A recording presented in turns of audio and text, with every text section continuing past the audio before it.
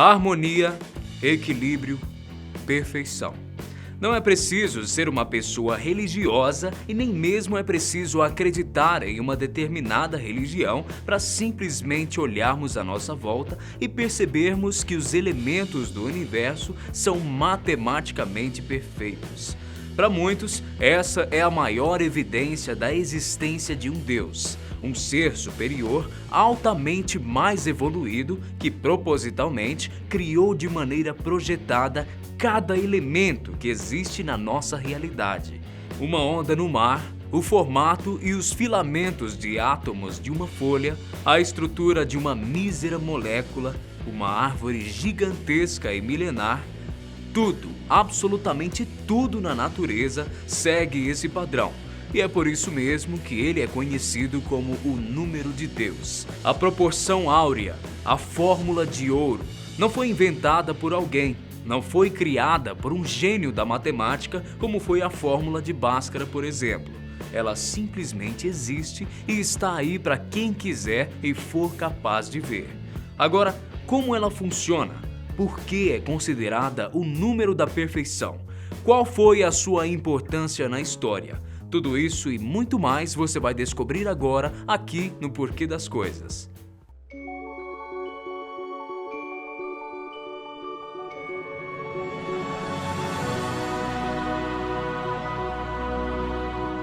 Matematicamente falando, pode ser fácil de explicar o que é a proporção áurea. Mas a complexidade da sua existência é muito mais abrangente e fascinante do que isso. A matemática, por sua vez, nada mais é do que mais uma linguagem. É uma língua que traduz em números e algoritmos uma mensagem que dificilmente seria traduzida de alguma outra forma. Tecnicamente falando, portanto, a proporção áurea pode ser compreendida como uma constante real algébrica irracional. Nós a obtemos quando dividimos uma reta em duas partes não iguais. Depois, pegamos o segmento mais longo dessa reta e a dividimos pelo segmento menor.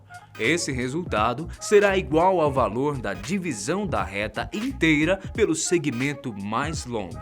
E esse número corresponde a uma dízima, um número infinito. Mas podemos arredondar para 1,6180. Matematicamente falando, essa é a explicação para o que é a famosa proporção áurea. Na prática, o que pode parecer apenas um número confuso que saiu da divisão de uma reta, ou seja, mais um valor que somos obrigados a estudar na escola, é o que a matemática pode chamar de perfeição.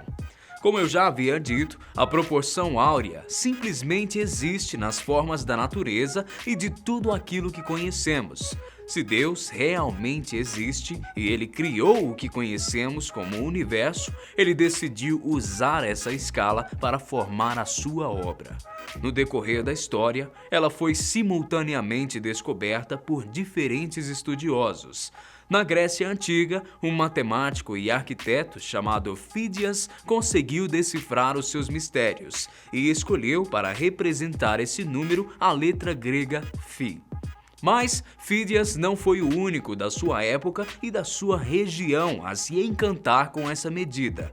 Euclides, um matemático grego considerado o pai da geometria, foi o primeiro, até onde se sabe, a relatar sobre a proporção áurea em sua obra, chamada Os Elementos, escrita há nada mais nada menos do que 2.300 anos atrás. Outra grande referência de pensador grego para nós nos dias de hoje foi Platão, que também escreveu e relatou sobre essa proporção. Muitos séculos mais tarde, mais precisamente no começo do século XIII, foi a vez de um outro estudioso explorar e se fascinar com esse número. Leonardo Fibonacci, que também é conhecido como Leonardo de Pisa, foi um famoso matemático italiano, mas talvez famoso não seja o adjetivo que realmente se encaixe a Fibonacci. Afinal, ele era muito mais do que isso. Ele foi considerado o primeiro grande matemático europeu da Idade Média. E uma das coisas mais fascinantes e conhecidas que esse grande matemático desenvolveu foi descobrir propriedades únicas de uma sequência específica de números. E o que isso tem a ver com a nossa proporção afinal? Basicamente, tudo. A genialidade de Fibonacci era indiscutível, e isso se torna evidente em suas obras. Em sua sequência numérica, a razão entre qualquer par de números sucessivos fica cada vez mais próxima do valor da proporção áurea. Para explicar na prática, observe o início dessa sequência. A razão entre um par de números sucessivos é a divisão de um número x pelo número que o antecede na sequência. Por isso, se pegarmos o 5 e o dividirmos pelo número que o antecede na sequência, o 3, teremos como resultado 1,666 e sucessivamente. Um número próximo ao valor da proporção áurea, quando arredondado, é equivalente a 1,6180. Continuando essa mesma operação, vamos pegar dessa vez o 89 e o 55. O valor da razão entre esses dois números é igual a 1,6181, o que nos leva a concluir que quanto mais altos os números dessa sequência se tornam, mais próximos estaremos do número mágico da proporção áurea.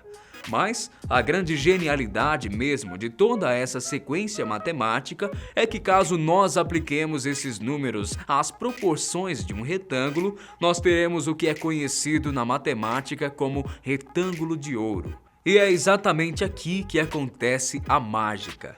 Por algum motivo, o nosso cérebro relaciona as proporções do retângulo de ouro com a imagem mais agradável e perfeita, matematicamente falando, que pode existir aos nossos olhos.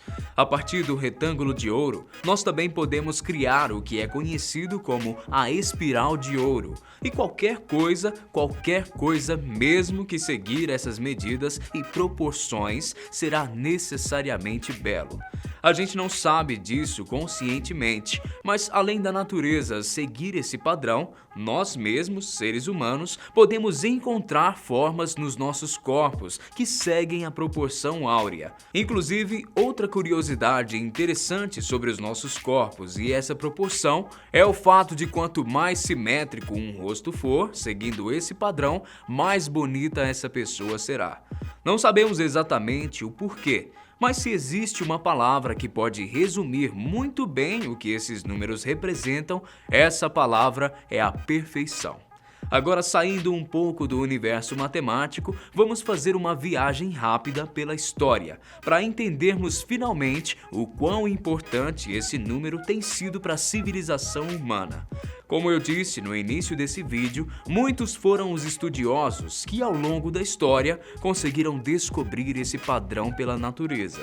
E apesar dele ter sido matematicamente comentado em livro apenas na época da Grécia Antiga, muito antes disso o seu uso já era conhecido entre as civilizações mais incríveis que já existiram. Na Pirâmide de Gizé, por exemplo, uma das 7 maravilhas do mundo antigo e a maior de todas as pirâmides que já existiram, podemos facilmente encontrar as medidas dessa proporção aplicada à sua construção.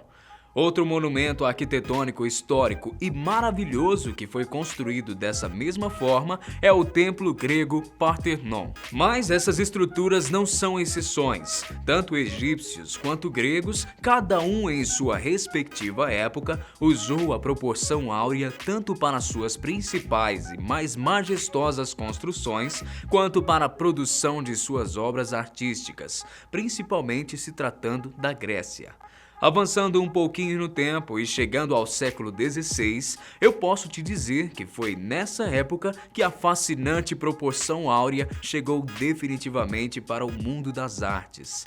Naquele século, um monge italiano chamado Luca Pacioli escreveu um livro sobre a nossa querida proporção, chamado De Divina Proportione. Para ilustrar a obra, ninguém mais e ninguém menos do que Leonardo da Vinci foi recrutado.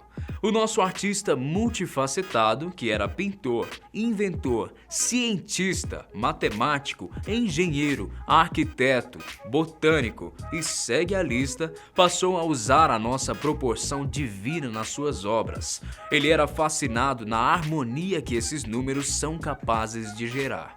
As obras mais famosas do mestre italiano, que seguem perfeitamente a proporção áurea, são as dos quadros A Última Ceia, Mona Lisa e O Homem Vitruviano.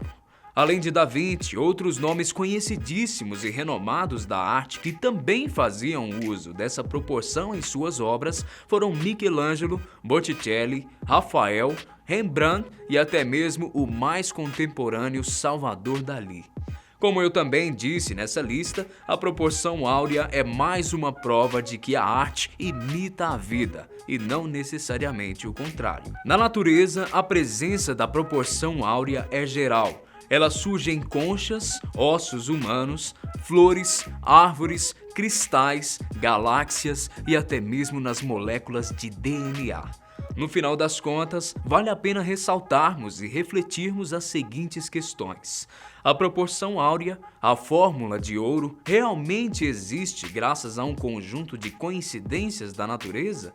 Algo tão perfeito como essas medidas poderiam ter sido calculadas e criadas por um ser igualmente perfeito? Seria essa uma prova da existência de Deus? Ou uma evidência da genuidade da natureza e da matemática, do acaso?